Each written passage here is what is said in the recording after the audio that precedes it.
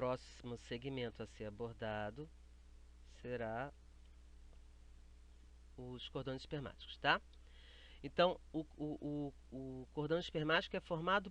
O que forma o cordão espermático? Na verdade, a artéria testicular, as veias testiculares que se enovelam ao redor da artéria. Aqui também não tem no esquema, mas passaria o vaso linfático, né, o testicular, e o nervo testicular. Também o ducto deferente. Juntando isso tudo, a gente tem tecido conjuntivo. Ao redor dessa estrutura aqui, a gente tem a túnica vaginal, né? Lembrando que ela desce da cavidade peritoneal, né? O rebatimento da cavidade peritoneal. A gente também músculo cremaster, né? Para contrair e relaxar o escroto, né? O escroto para aproximar e afastar o testículo da cavidade abdominal. O que é importante, muito importante nesse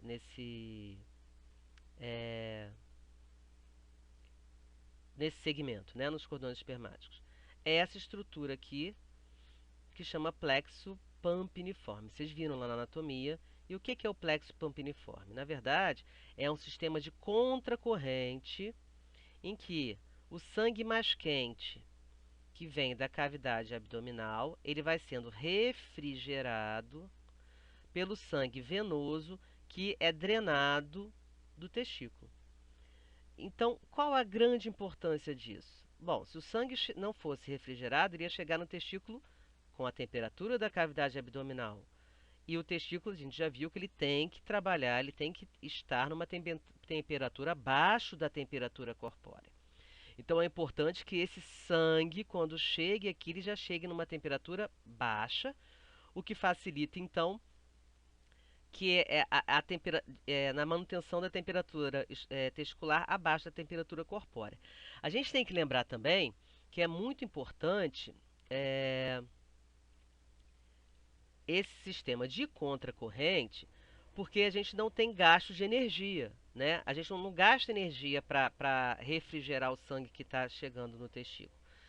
É o contato da parede da veia com a parede da artéria que refrigera esse sangue. Então, é um sistema bastante interessante e que não gasta muita energia. Então, o outro componente que faltava em relação à termorregulação testicular, a gente tem o plexo pampiniforme. Então, a gente teria como que contribuem com a termorregulação testicular. Essa pele, né, mais delgada, mais fina, com glândula sudorípara, né? A túnica dartos, né, que é a túnica em seguida, que ativamente aproxima e afasta o testículo da cavidade abdominal. O músculo cremaster, tá? E o plexo pampiniforme. Se todos estiverem funcionando bem, a gente tem o testículo, ele está termorregulado, ele está numa temperatura abaixo da temperatura corpórea. Existem várias patologias em todos esses segmentos, né? Por exemplo, no plexo pampiniforme, a gente tem o que a gente chama de varicocele, né? Essas veias, elas perdem esse enovelado. Com isso, como elas ficam mais retas, o sangue que está descendo para o testículo, ele não é refrigerado de forma adequada. Então, ele chega quente, levando o que a gente... mais quente, né?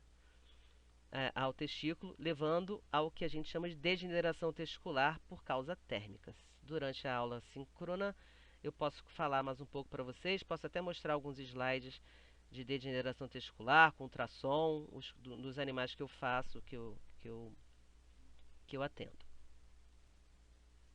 Bom, funções dos cordões espermáticos, né? Nutrir e sustentar os testículos, né? Plexo pampiniforme. Promover termorregulação testicular também pelo plexo pampiniforme. Escoamento de espermatozoides pelos ductos deferentes também é uma função dos cordões espermáticos. As primeiras glândulas que a gente vai estudar seriam as glândulas vesiculares, tá? Lembrando que caninos e felinos não possuem as glândulas vesiculares, né? Lembrando que canino só possui próstata e felino próstata e bulbo uretral. Em equinos e ruminantes, são as glândulas mais importantes, são as que contribuem com maior volume do plasma seminal e são as glândulas também que têm mais elementos para ajudar na fertilização do ósseo, na fertilidade do animal, tá? Assim como todas as outras glândulas acessórias, a gente vai ter uma formação de tecido conjuntivo, tecido glandular secretor, né? E musculatura lisa para contrair durante a ejaculação. Em equinos e ruminantes, a gente também tem tanto a ampola quanto a glândula vesicular, né? A ampola, que é o final do ducto deferente, desembocando no mesmo ósseo que a gente dá o nome de colículos seminales. E tá errado ali, é colículos, tá? Seminales. E o que é esse colículo seminales, né? Na verdade, a gente tem que lembrar que a uretra pélvica, ela tanto é um segmento comum do trato urinário e do trato reprodutivo. O que acontece aqui, né?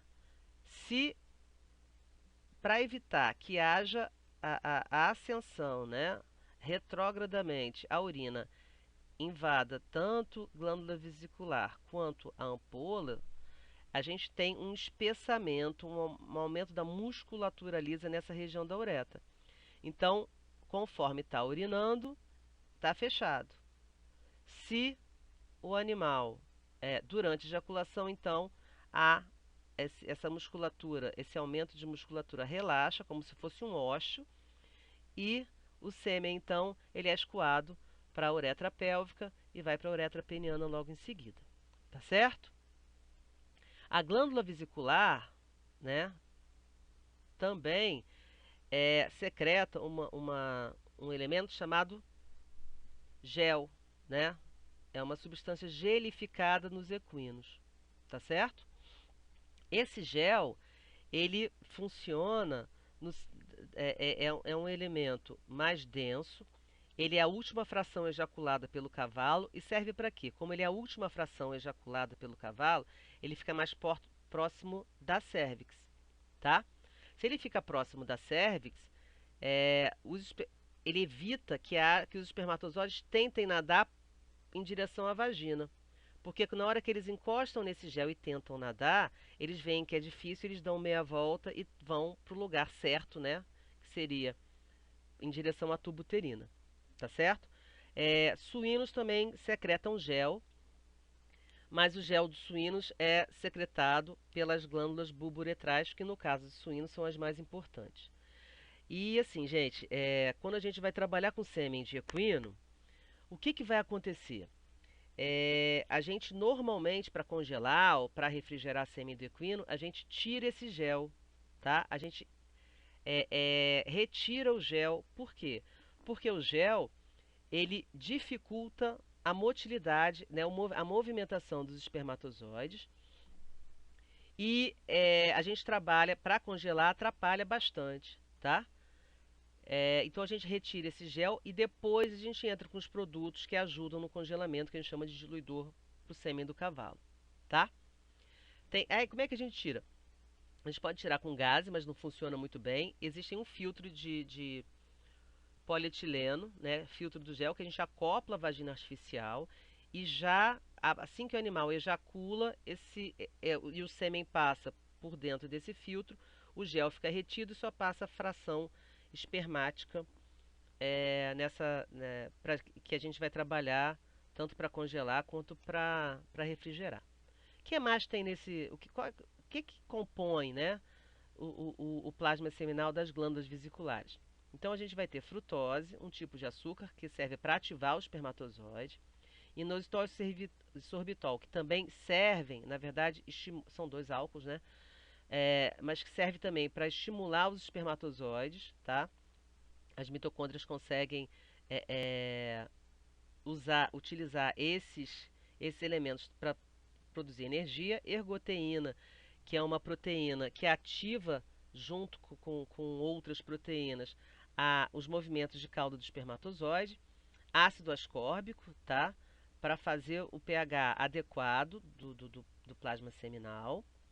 E outros ácidos, né? Ácido cítrico, e outros ácidos não, e outros elementos. como ácidos. Ih, gente, não estou apontando nada, né? Agora que eu lembrei. Ácido cítrico, aminoácidos. Eu apontei aqui, gente? Bom, aqui fica o colículos, tá? Se eu não apontei.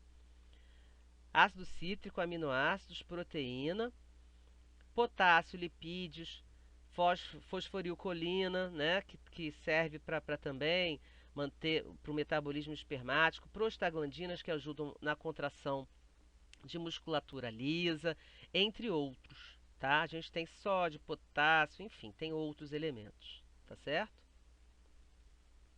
Bom, próstata é a glândula mais importante do cão, também é a única que ele possui, né? No gato também ela é bastante importante, né? A gente tem que lembrar da estrutura dela. Aqui é uma ultrassonografia, né? 2 lóbulos em cão, isso aqui é próstata de cão.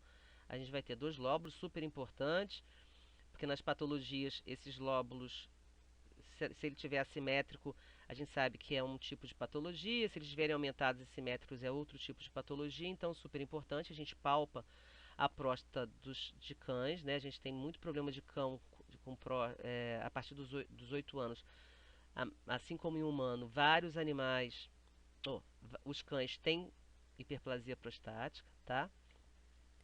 E ele secreta. E o que que tem nessa secreção prostática, né? Então a gente vai ter prostaglandinas, zinco, no caso do cão frutose, nos outros não, do cão e do gato, ácido cítrico, colesterol, outras proteínas, aminoácidos livres, enzimas, tá? Então isso aqui a gente vai falar aqui no cão, como é a única glândula que ele possui, mas vamos dizer que o plasma seminal do cão, ele é um pouco menos rico, né? Tem um pouco menos substâncias do que nos outros animais, que é compensado pela grande secreção de algumas substâncias, por exemplo, açúcares, no trato reprodutivo da fêmea, né? A gente sabe que o espermatozoide do cão, no trato reprodutivo da fêmea, ele pode ficar assim, viável por 5 dias, 6 dias, né? Que das espécies animais é o que tem maior, fica viável por mais tempo. Glândulas bulbouretrais, como eu falei para vocês, são as glândulas mais importantes no suíno, tá? E o que que a glândula bulbouretral faz? Ela prepara a uretra para a passagem dos espermatozoides. Lembrando que, como a gente já falou, a uretra é um elemento comum tanto ao trato reprodutivo quanto ao trato urinário. Então, o que que a gente tem? Antes da ejaculação, né, como a bulbouretral das glândulas, ela fica mais próxima, né? Ela fica mais próxima à glande, né? A saída do espermatozoide, assim como quando que começa a excitação, né? O estímulo sexual, ela já começa a ser contraída. E aí ela faz a limpeza física, ou seja, o líquido passa por dentro da uretra, eliminando, por exemplo, células de descamação do epitélio uretral e outros elementos, tá? E logicamente que ela também, como a urina normalmente ele é mais ácida do que o sêmen, ela também tem, ela também faz, ajusta o pH, porque ela é bastante alcalina, tá? Bicarbonato, então o que que tem, né? Os elementos mais importantes, bicarbonato e enzimas é o que a gente vai ter nas glândulas bulbouretrais. Lembrando também que no suíno ela é responsável pela parte gelificada, né, de gel do suíno, que também tem a mesma função do equino, né, já que eles ejaculam grandes volumes, serve para bloquear a saída dos espermatozoides do útero via cérvix para a vagina, né? Então, da mesma forma, e do suíno atrapalha muito também a industrialização, a refrigeração do sêmen, e a gente acaba filtrando esse sêmen também. Aí com o suíno, como ela é tão densa, que a gente consegue filtrar só com gases. Vocês vão ver lá num slide do, do, da seção de pênis e prepúcio que eu mostro uma cialoproteína, eu mostro para vocês o gel do suíno. Bom, então o plasma seminal ele é formado por secreção de todos esses segmentos, né? Túbulos seminíferos, aquele líquido que impele o espermatozoide a sair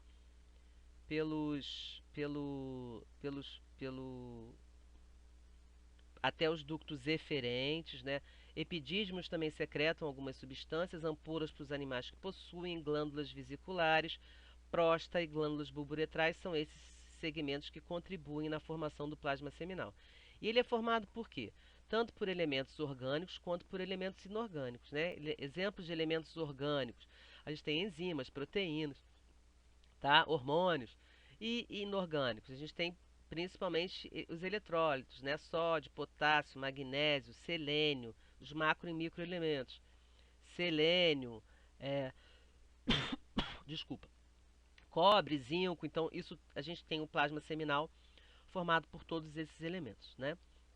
Funções principais: manter o metabolismo do espermatozoide.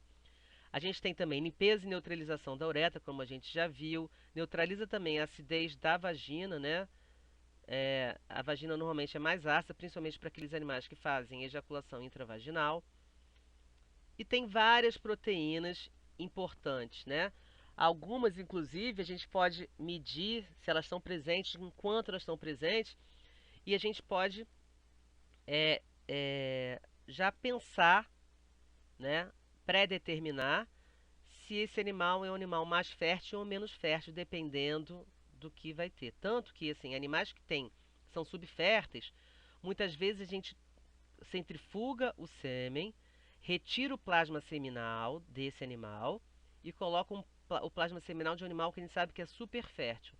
Esse plasma seminal, quando entra em contato com os espermatozoides desse animal, eles protegem melhor esses espermatozoides e o animal, então, a gente insemina a fêmea e o animal, então, ele se torna, esse sêmen, então, aumenta a fertilidade, tá? Evita aglutinação cabeça com cabeça, a gente já viu. Melhora a viabilidade espermática, o sêmen fica viável por mais tempo quando ele está no plasma seminal. Isso aqui é um pouco discutido, né? Mas assim, em plasmas que são ruins, a gente tem que tirar, porque senão ele acaba lesionando o espermatozoide, né? Atrapalhando mais do que ajudando. Mantém a integridade da membrana espermática e do acrossoma pós-ejaculação. E super importante aqui, diminui a resposta inflamatória uterina do plasma seminal. Assim que acontece a ejaculação, o sêmen, né, por ser um elemento diferente, ser um elemento, os espermatozoides, por serem células N, eles provocam uma reação inflamatória no útero da fêmea, tá? Então, o plasma seminal, existem elementos no plasma seminal que responsáveis por diminuir essa resposta inflamatória, pelo menos por um tempo, até que os espermatozoides passem pelo útero e ganhem as tubas uterinas, onde eles ficam seguros, né? Eles não sofrem mais ataques de leucócitos. Eles também enganam os polimorfos nucleares, eles ficam ao redor do espermatozoide, impedindo, por exemplo, dificultando a opsonização desses espermatozoides e com isso não ativa o sistema imune, tá? Lógico que isso é por algum tempo, depois há necessidade de uma forte resposta inflamatória para limpar esse útero, logicamente, para que o embrião, quando chega, ele tenha um ambiente ideal para sobrevivência. E também várias proteínas do plasma seminal, a gente já provou, as espermadesinas, a própria albumina, ela, ela ajuda na ligação espermatozoide-oócito e também na penetração, em algumas proteínas, ajudam na penetração do espermatozoide da zona pelúcida e com isso também ajudam na fertilização do oócito.